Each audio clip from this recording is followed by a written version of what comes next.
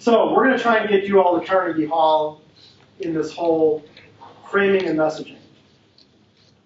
So I have 6 examples here. Whether we have time to get to them all, we'll see. But what we want to do is, I have a video. I'm going to have you listen to a clip on an issue. So as you're listening, go back to this conservative frame, and hopefully you took some notes on your outline so you can refer back to them. Identify the conservative frame and values and what the person is saying. That's number 1. Because you've got to start identifying where that conservative frame is being used. Because how are you going to know what to say to counter it in the progressive frame if you can't identify the conservative frame? Right? Otherwise, you're going to respond with facts and figures, and you're going to try to negate, and you're just going to reinforce what Ron Johnson says. God forbid anybody does that. Okay?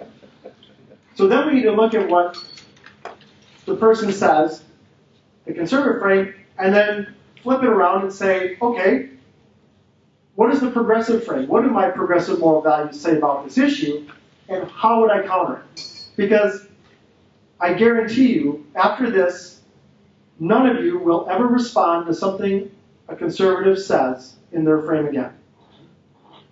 If somebody asks you, why aren't you for school choice? Which, that's a question in the conservative frame. We'll get to that later. You're going to have something to say where you don't repeat that frame, the conservative frame. Instead, you pivot it into something progressive about education. That's what we need to work on doing all the time.